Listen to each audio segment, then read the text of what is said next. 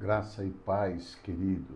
Hoje eu quero dar continuidade nesse bate-papo que eu estou tendo aqui com o Robert sobre faces da minha vida. Isso, de certa maneira, partiu dele.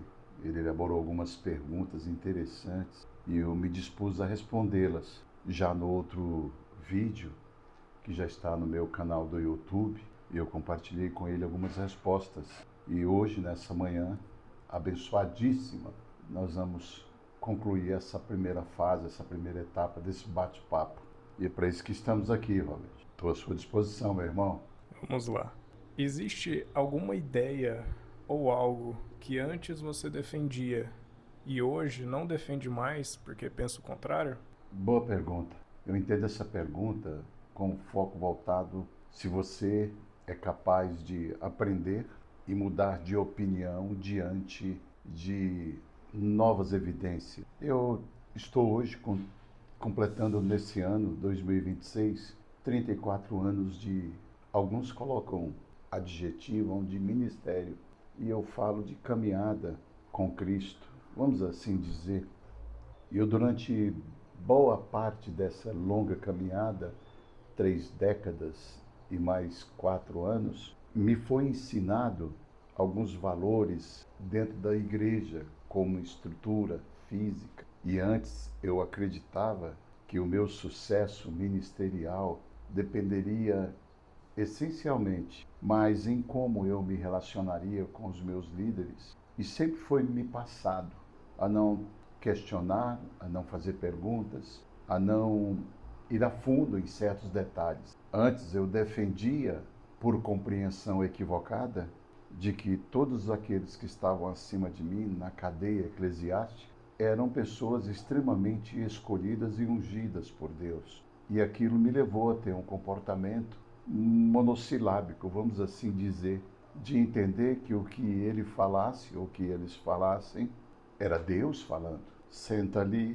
senta, levanta e faz isso, levanta e faz. Então a sua pergunta, ela tem a ver com isso. Algo que antes eu defendia. Olha que coisa interessante a sua pergunta. Se existe alguma ideia ou algo que antes eu defendia e hoje não defendo mais. E por que penso o contrário? Isso tudo mudou, deu uma guinada na minha vida quando eu comecei a, de certa forma, a estudar com mais profundidade a palavra de Deus. Eu vi uma dicotomia entre o que alguns líderes falavam e o que os mesmos faziam. Não encaixava, a conta não fechava. E com esse advento da internet, das redes sociais, Instagram, Facebook, que nos liberta da rede Globo de notícias e nos coloca dentro de uma realidade muito mais profunda, instantânea, imediata, liberdade de expressão, de imprensa, eu passei a ver muitas coisas que me chamavam a atenção. E quando você fala se existia algo que você defendia ardentemente, você nunca perguntava por que eu devo fazer isso, ou porque me ensinavam uma coisa e faziam outra. Então eu, nos últimos 2 anos para cá, a minha cegueira de subserviência ao sistema, ela começou a florescer.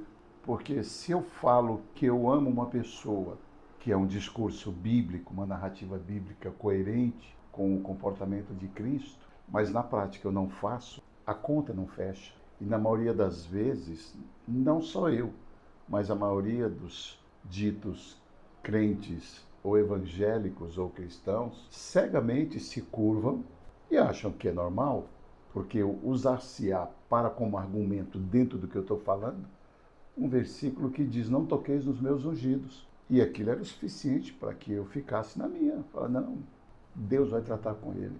E o que mais me chamava a atenção, o que mais me chamava, a minha atenção para uma reflexão, era quando eu via a mensagem ser bíblica, a mensagem ser correta, na maioria das vezes fora de um contexto, mas eu falava, o que está pregando está legal. Só que no dia a dia, eu convivi em 3 ministérios grandes, eu via que havia um afastamento entre o que alguns líderes falavam e faziam. Então uma conta não fecha, porque quando você está muito próximo, você vê Você ouve, você sente e você diz, para aí, ele disse que o arroz é doce, mas está salgado. Com quem está a verdade? Então, eu, durante muito tempo da minha vida, desses 34 anos, eu tinha uma convicção, uma conexão por aprendizado, de que tudo que o líder falasse, ou os líderes falassem, vinha de Deus. E eu fechei a Bíblia em um espaço da minha vida, e às vezes que a Bíblia se abria, eu via que tinha alguma diferença. Eu falei, olha, mas o discurso foi um. Ele disse que votaria no candidato X, mas votou foi no candidato Y. E isso me chamava a atenção. Porque a melhor coisa do mundo é quando você está debaixo de uma liderança que ele diz que ama, mas longe do microfone, longe das câmeras, longe das mídias, ele ama mesmo. Isso para mim foi o que me fez mudar de estudar a palavra e compreender que não tocar nos ungidos estava se referindo a outras pessoas. Mas isso é uma questão de exegese bíblica, para que a gente possa estudar depois com calma, tá? A quem o texto se refere quando diz, não toqueis nos meus ungidos? Está se referindo ali a 3 pessoas. Só que alguns líderes pegam isso e se blindam, criam uma redoma e ninguém pode falar nada, fazer uma pergunta, questionar. Hoje eu entendo que a melhor coisa do mundo é quando você que é líder, lidera. Se você falar que ama, ame mesmo. Se você falar que na sua igreja não tem aquele tipo de coisa, é que é para não ter mesmo. Se você falar que na sua igreja ninguém passa necessidade, que isso seja fato. Então, a diferença que mudou minha cabeça foi isso, que eu passei a ver com os olhos bíblicos, bereanos, de tudo que eu escutava, juntando com o que eu via, por eu estar dentro de um ambiente, aquilo me fez mudar. Sim, antes eu acreditava que todos os líderes, tudo que falassem e fizessem, vinha dos céus. Antes eu acreditava assim. Com o tempo e buscando compreender as Escrituras, principalmente quando elas dizem que conhecereis a verdade e a verdade vos libertará. Isso é verdade. A verdade liberta. O meu povo está sendo destruído porque lhes falta jejum, subir a montanha, dar o grito legendários, não é? Porque falta ir em todos os cultos, porque falta estar 24 horas dentro da igreja. Não. A Bíblia é bem clara.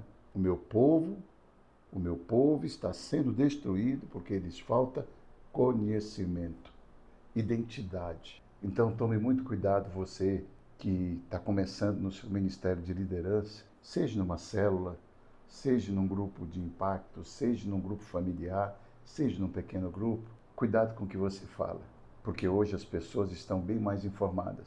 E quando você disser que ama, ame mesmo. Se você cuida de pessoas, cuide com amor, cuide como Jesus cuidou, pastoreie como Jesus pastoreou.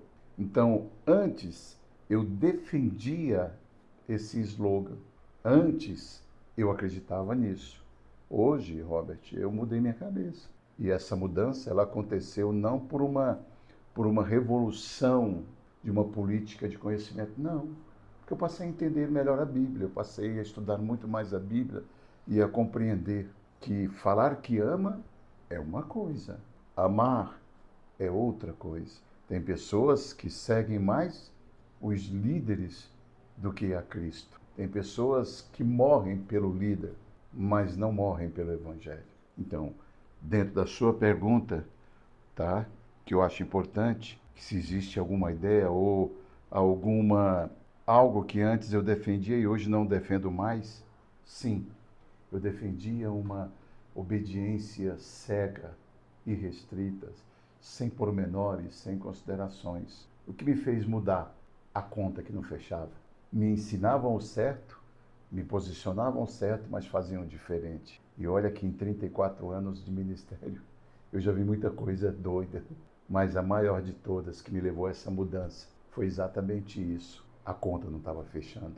E quando alguém disse, eu te amo, estou aqui para te ajudar, você vai provar isso que essa pessoa falou no seu primeiro erro, tá? Porque erros dentro da igreja, eles são flexibilizados mediante a posição, o status que você tem, tá bom? O erro, ele aparece, que nós chamamos de pecados. E na hora que você precisa mais dos seus líderes, os mais próximos, os medianos e os que estão mais longe, é a hora que a grande maioria te deixa sozinho. Então eu vi isso acontecer. Por isso que eu mudei. Eu decidi estudar a Bíblia, ler a Bíblia com profundidade. Não como um paladino da justiça ou da moralidade. Não, não é isso não. Não é isso. Eu apenas me tornei livre, porque eu conhecia a verdade e ela me tornou livre. E eu estava sendo destruído porque me faltava o verdadeiro conhecimento. E eu passei a tê-lo, porque ele está bem aí diante de você, na sua Bíblia. Amém? Amém. E aí, meu querido, se você está até agora aqui comigo, aproveite para se inscrever no meu canal, dê o seu like, coloque um comentário. Eu gostaria de ouvir o que você tem a dizer sobre o que eu compartilhei com você, tá ok? Me siga aqui. Deus abençoe você.